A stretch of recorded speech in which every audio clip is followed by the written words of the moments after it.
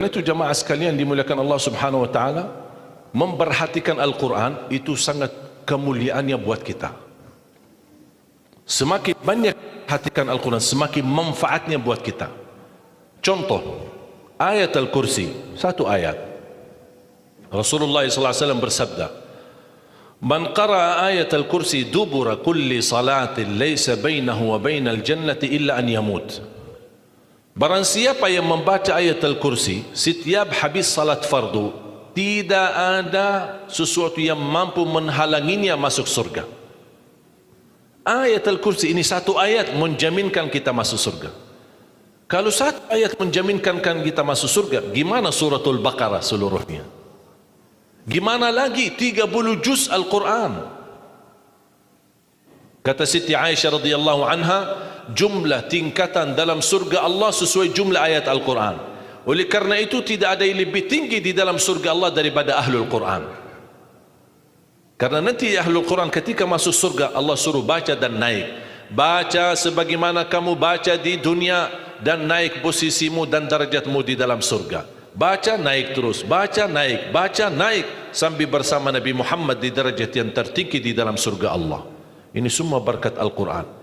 Belum lagi syafaat Al-Quran, belum lagi anak penghafal Al-Quran menghadiahkan 2 mahkota untuk kedua orang tuanya, belum lagi setiap satu huruf dapat 10 kebaikan, belum lagi Al-Quran akan menemani kita saat sakratul maut, belum lagi Al-Quran akan temani kita saat menghadapi mungkar nakir di dalam kubur, belum lagi saat dibangkitkan oleh Allah akan bersama Al-Quran sama kita, belum lagi saat dihisab Al-Quran akan menemani kita, belum lagi saat kita berjalan di atas sirat Al-Quran masih berkenan menemani kita sampai ke pintu surga.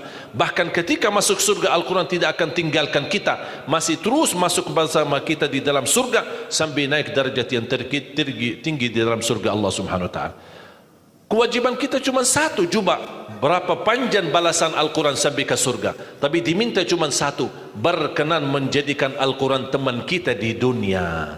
Temanilah Al-Quran, akan Al-Quran berkenan temani kita sepanjang hayat, bahkan sepanjang perjalanan kita menuju surga. Itu kemuliaan Al-Quran. Cukup ada seorang ulama dari At-Tabi'in bernama Abdullah As-Sulami, Abu Abdurrahman Abdullah As-Sulami, Abdullah bin Habib As-Sulami. Ditanya, beliau 70 tahun mengajar Al-Quran. Ditanya, wahai imam, apa yang membuat kamu sabar sampai 70 tahun mengajar Al-Quran? Kata beliau, yang membuat aku sabar dan minat menjaga keistiqomahan, bersabda Rasulullah sallallahu alaihi wasallam, khairukum man ta'allama al-Qur'ana wa 'allamah, sebaik-baik manusia yang mempelajari Al-Quran dan mengajarnya. Itulah ingin saya menjadi orang yang baik bagi manusia, sebagaimana bersabda Rasul, itulah yang membuat saya sabar dalam mempelajari dan mengajar Al-Quran. Siapa yang tidak mau jadi manusia yang terbaik menurut Rasulullah sallallahu alaihi wasallam? Itulah bersama Al-Quran. Mohon maaf, siapa Ali Jabir? Hamba yang biasa, banyak kekurangannya, yang Allah anugerahkan kemuliaan bukan karena siapa-siapa, tapi karena Al-Quran. Dihormati, didepankan, dan semua orang penghafal Al-Quran, berapapun usianya, dihormati, didepankan, dimuliakan. Semua berkeinginan bisa bersalaman. Kita melihat dan menonton acara Hafiz Indonesia, jangankan anak-anak, bahkan yang cacat luar biasa Allah tunjukkan bagaimana kelebihan Al-Quran. Yang buta bisa hafal Al-Quran, yang lumpuh badannya dan jasadnya seperti Alana yang tidak bisa jalan hafal Al-Quran.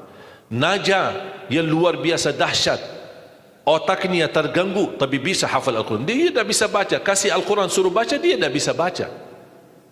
Tapi ditanya tes hafalannya, hafal. Berapa ayatnya? Hafal. Nomor berapa? Hafal. Kanan kiri hafal, atas bawah hafal. Allah menunjukkan kepada kita, Allah tidak akan melepaskan Al-Quran menjadi jaminan ditolong. Inna nahnu nazzalna dzikra wa inna lahu lahafizun. Kami telah menurunkan Al-Quran dan kami akan menjaganya. Di antara terjaga Al-Quran secara fisik, terjaga Al-Quran secara tulisan, terjaga Al-Quran secara suara, dan terjaga ahlul Quran, para penghafal Al-Quran. Oleh kerana itu jamaah sekalian, selalu saya mendorong masyarakat, kalau kaum muslimin muslimat di Indonesia merasa dirinya gagal menjadi penghafal Al-Quran, jangan putus asa, tetap masih anda bisa menjadi ahlul Quran. Ayo kita lipatkan diri kita melalui yang jadi saham atau saksi baik bagi kita di hadapan Allah, melalui infak kita, sedekah kita, zakat kita, wakaf kita, apa saja, supaya kita datang di hadapan Allah. Ya Allah, mohon maaf, saya belum bisa hafal Al-Quran, tapi hartaku menjadi saksi untuk membantu dan menolong Al-Quran dan binaan Al-Quran. InsyaAllah termasuk ahlul Quran dan mendapatkan syafaatnya Al-Quran di hari kiamat, dan amalan itu menjadi sedekah jariah yang menalirkan pahalanya sampai hari kiamat. Semua harus bisa berjuang. Tidak boleh ada orang berkata saya tidak bisa hafal. InsyaAllah anakmu bisa hafal. Kalau anakmu belum bisa hafal, InsyaAllah cucumu bisa hafal. Kalau itu pun tidak berhasil, InsyaAllah saham walaupun sedikit seikhlasnya bisa menjadi saksi baik. Infaknya, sedekahnya, ikhlasnya, zakatnya, wakafnya, semua bisa menjadi saksi baik. Karena kita mendapatkan sebuah kemuliaan Al-Quran. Al-Quran kitab suci yang tidak ada keraguan di dalamnya. Sayang sekali kita bisa kehabisan berhari-hari tidak baca Al-Quran. Saya harap insyaAllah mulai hari ini kita komitmen untuk khatam Al-Quran. Siap? Masih menunggu cara mudah untuk khatam? Saya kasih cara mudah. Ini kan Quran seperti Quran Madinah, ya, modelnya seperti ini halamannya. Sekarang sudah banyak di Indonesia, seperti Quran Syamil atau Quran ini sudah mulai seperti ini, Quran Madinah, ya. Maksudnya model cetakannya dicetak seperti ini, mulai dari ayat, kalau di akhir halaman ditutupi dengan ayat. Dulu Quran lama, setiap halaman kita buka kadang-kadang ada separuh ayat di halaman kanan, sisanya di halaman kiri. Sekarang Quran Madinah tidak boleh begitu. Termasuk sudah mulai di Indonesia yang sudah disahkan oleh Kementerian Agama, disesuaikan seperti Quran Madinah. Jadi halamannya atas mulai dari ayat, kalau di akhir halaman ditutupi ayat, tidak disambungkan ke halaman berikutnya, supaya teratur. Di antara mereka susun setiap satu juz 20 halaman, dihitung seperti itu supaya rapi. Apa tujuan? Sebenarnya saya mengambil kesimpulan dari hikmah itu. Kenapa setiap juz 20 halaman? Ternyata saya bisa bentuk cara mudah mengkhatam Al-Quran. Setiap waktu salat baca 4 halaman, 4 kali 5 waktu 20, sudah khatam 1 juz. Jadi kalau khatam tidak harus sekaligus.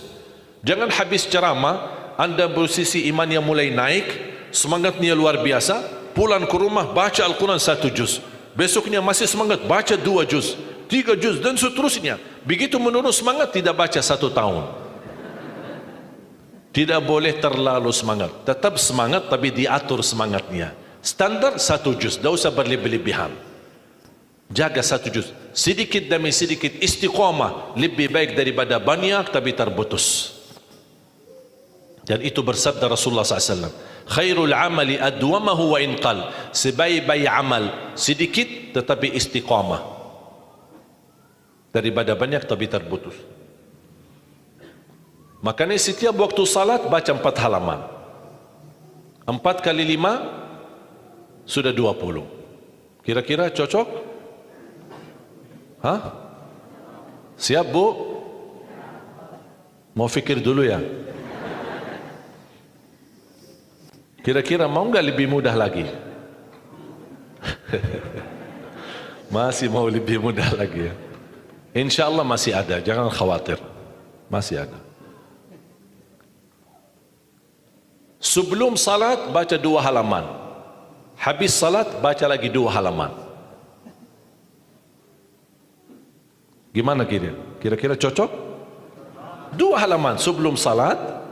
Kalau 4 halaman sekaligus terlalu berat, tak apa-apa, bagi 2. 2 halaman sebelum salat, 2 halaman sesudah salat.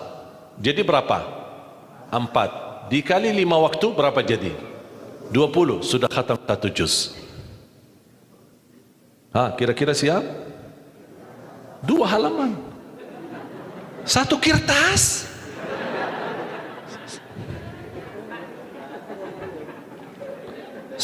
Satu lembar ya. Satu kertas. Satu. Cuma bola balik. Masa keberatan?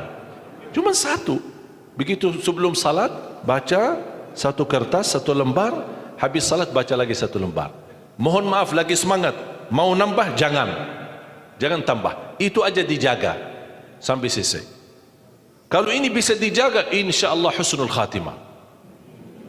Istiqamah dibaca. Siap? Fikir-fikir dulu atau gimana? Hah? Insya Allah aman ya, cocok. Cocok? Masih mau lebih mudah lagi? Hah? Bu, mau? Mau lebih mudah. Ini cara yang tadi yang saya sampaikan, setiap salat, sebelum salat 2 halaman, habis salat 2 halaman, dan seterusnya sampai khatam 1 juz. Itu cara yang termudah untuk orang yang paling malas. Kalau itu tidak bisa, saya angkat tangan. Inna lillahi wa inna ilaihi raji'un. Sudah ada lagi, sudah habis. Malu kita sama Allah jamaah sekalian. Wallahi waktu kita banyak. Ketika saya berhasil khatam 10 jam bisa khatam 30 juz. Allah kasih 24 jam. Masa kita tidak bisa 1 juz? Saya tidak minta 30 juz dalam 10 jam. Saya minta 1 juz dalam 24 jam.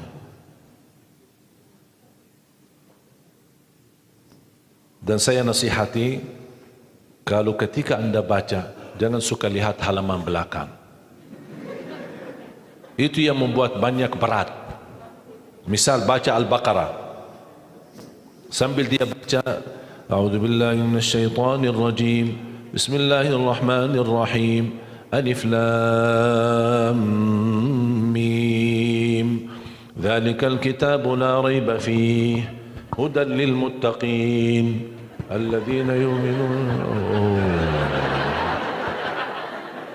Banyak. Sadaqallahul azim. Tidak jadi lanjut. Karena dia fikirannya sudah berubah.